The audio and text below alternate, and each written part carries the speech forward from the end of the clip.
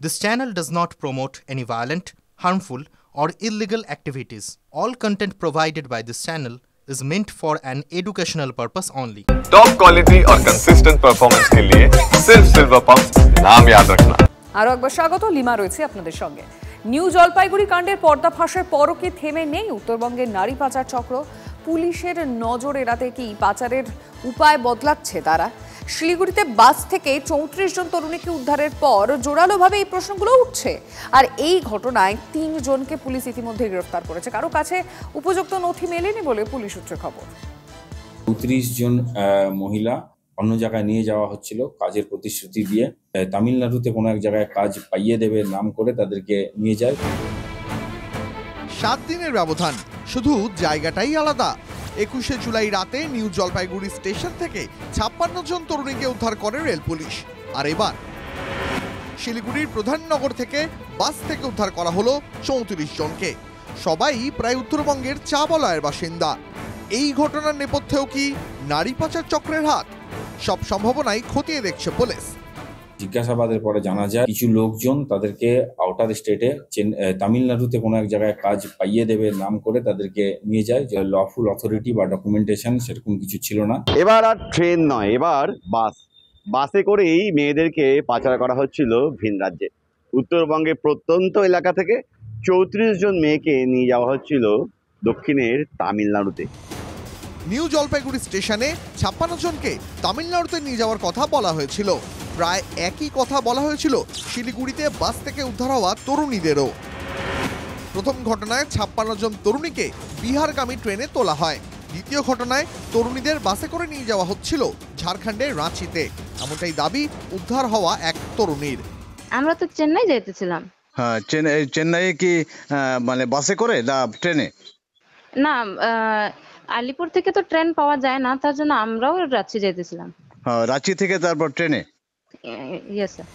Siliguri police commissionerate সূত্রে খবর, এই ঘটনায় জয়শ্রী পাল, গৌতম রায় ও পেত্রাস বেগ নামে 3 জন সন্দেহভাজনকে গ্রেপ্তার করা হয়েছে।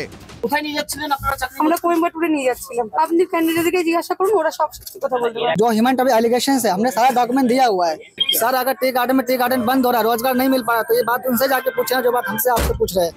অভিযুক্তরা এই দাবি করলেও তদন্তকারীদের প্রশ্ন, কাজ যদি দেওয়াই হবে তাহলে বেছে বেছে শুধু মেয়েদেরই কেন? তেমন কোনো নথিপত্রও তো ছিল না। পুলিশের দাবি ওই পেট্রাস স্থানীয় এজেন্ট। এই এজেন্টদের কাজ ছিল এলাকায় যারা কাজ খুঁজছেন তেমন মেয়েদের চিহ্নিত করা এবং তাদেরকে কাজের প্রলোভন দিয়ে শিলিগুড়ির যে 2 জন রয়েছেন তাদের সঙ্গে যোগাযোগ করিয়ে দেওয়া। তারপর এই 3 জন মিলে তাদেরকে নিয়ে যাবেন তামিলনাড়ুতে। মেয়ে পিছু মিলবে করকরে 4000 টাকা করে। আপনি লক্ষ্মীর ভান্ডার আর কন্যাশ্রীর কথা বলছেন, মহিলাদের সশক্তিকরণের কথা বলছেন, আর মহিলাদের পাচার করা হচ্ছে। এর আগে আপনার মনে থাকবে যে উত্তরবঙ্গের শিলিগুড়িতে এক বিজেপির মহিলা নেত্রী, মনে আছে তো, এই পাচারের ঘটনায় অভিযুক্ত ছিলেন, ধরা পড়েছিলেন। আগে পুরো বিষয়টা তদন্তের আওতায় রয়েছে, তদন্তের রেজাল্ট উদ্ঘাটন হোক। পুলিশ সূত্রে খবর, উদ্ধার হওয়া তরুণীদের মধ্যে 9 জন আলিপুরদুয়ার জেলার চা বলয়ের বাসিন্দা। বাকিদের মধ্যে জলপাইগুড়ির 24 এবং দার্জিলিংয়ের 1 জন তরুণী। তার মানে নারী পাচারের চক্রীরা যে চা বাগান এলাকার দরিদ্র পরিবারের মেয়েদের টার্গেট করছে তা ফের একবার এই ঘটনায় সামনে চলে এলো। সুজিত রায় ও প্রসেনজিৎ চৌধুরীর রিপোর্ট, TV9 বাংলা। পড়াশোনা করেও বাংলায় চাকরির নিশ্চয়তা নেই, তাই উত্তরবঙ্গের চা বলয়ের বহু তরুণী যেতে বাধ্য হচ্ছেন ভিন রাজ্যে। এই সুযোগেই ফাঁদ পাচ্ছে নারী পাচার চক্রের পাণ্ডারা। মাস মাইনে বাধা চাকরির স্বপ্ন দেখা মেয়েরা সহজেই হয়ে যাচ্ছেন সফট টার্গেট। সরকার পক্ষের বক্তব্য, উত্তরবঙ্গের চা বাগানে এখন আগের মতো অভাব নেই, কিন্তু বাস্তবটা কি? জলপাইগুড়ির বিন্নাগুড়ি চা বাগান থেকে এক্সক্লুসিভ রিপোর্ট। মানে এখানে যত পড়ালেখা হোক না কেন, এখানে বাগানের মেয়েরা বা ছেলেরা সব বাগানে পাতি তোলা কাজ করে। এখানে কোনো ফেसिलिटी नहीं, কোনো চাকরি नहीं। बनाहट में ही ट्रेनिंग हुआ था आपका? हाँ। सैलरी कितना बोला था? 14,000 बोला था, खाना पीना का काट के। हाँ। 10,000। মাস মাইনে 14,000, কেটে কুটে হাতে থাকবে 1010। 5 জনের সংসার টানতে কলেজের পড়া মাঝপথে থামিয়ে ঘর ছেড়ে প্রায় 2900 কিলোমিটার দূরে তামিলনাড়ুতে যেতে চেয়েছিল বিন্নাগুড়ির তরুণী। কিন্তু শিলিগুড়ির পুলিশি অভিযানের পরে তার আর যাওয়া হয়নি তামিলনাড়ু। কিন্তু এই ঘটনার সঙ্গে নারী পাচারকারীদের যোগসূত্র রয়েছে কিনা খতিয়ে দেখছে পুলিশ। কিন্তু বিন্নাগুড়ির ওই তরুণীর পরিবারের চিন্তা, বহু কষ্ট করে 3 মেয়েকে শিক্ষিত করেছেন, কিন্তু চাকরি মিলবে তো? 3টা মেয়ে পড়াশোনা করে এখন। বড় মেয়ের যে আছে কর্তব্য আছে, বলতেছে কি আমি বাবা তুমি কত কাজ করবেন, আমি একটু বাইরে যাব, আমি কাজ জানি, কাজটা করব, মানে তোমাকে দিব, আমার বোনরা ভালো মতন পড়াশোনা করবে। कौन सा कंपनी में नौकरी दिलाएगा? तमिलनाडु का एसपी ए+ कंपनी में। अच्छा, जिस मैडम के थ्रू तुम लोग जा रहे हैं तो वो उसका घर कहाँ है? उसका घर सिलीगुड़ी में है। মানে यहाँ पर नौकरी नहीं मिलता है ज़्यादातर।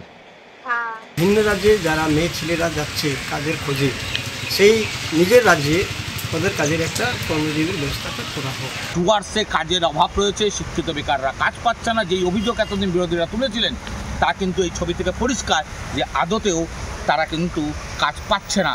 বাগানে শিক্ষিত বেকার যুবতী কিশোরীরা কাজের সন্ধানেই পাড়ি দিচ্ছে ভিন রাজ্যে। এই পাচারকারীরা এইখানকার বেরোজগার তত্ত্বকে দেখিয়ে তারা এই প্রলোভন দেখিয়ে তারা কাজে লাগাচ্ছে। রাজ্য সরকার রোজগার দিতে একদমই ব্যর্থ। 2011 সালের আগে চা বাগানের অবস্থা কি ছিল? মানুষের খাওয়ার জুটতো না। এখন অনেক ছেলে মেয়েরা অনেক শিক্ষিত আছে, পড়াশোনা করছে, মানে শিক্ষিত হয়েও তো কাজ পাচ্ছে না, এটা তো ঠিক। একটা জিনিস কি শিক্ষিত হয়ে কাজ পাচ্ছে না, এটা একবারে এরকম বললে তো হবে না।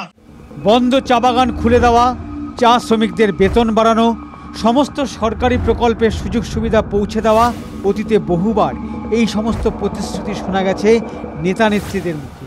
কিন্তু চা শ্রমিক মহল্লাতে ঢু মারলে ধরা পড়ে আসল ছবিটা। সীমাহীন দরিদ্র নিত্যসঙ্গী, সেই যন্ত্রণার মুক্তির পথ খুঁজতেই ঘরের বাইরে যেতে চাইছেন চা বাগানের নতুন প্রজন্মের মেয়েরা। আর ভিন রাজ্যে সেই ছুট দেওয়ার সময় আগে পিছে ভাবনার সুযোগ দিচ্ছে না পেটের জ্বালা।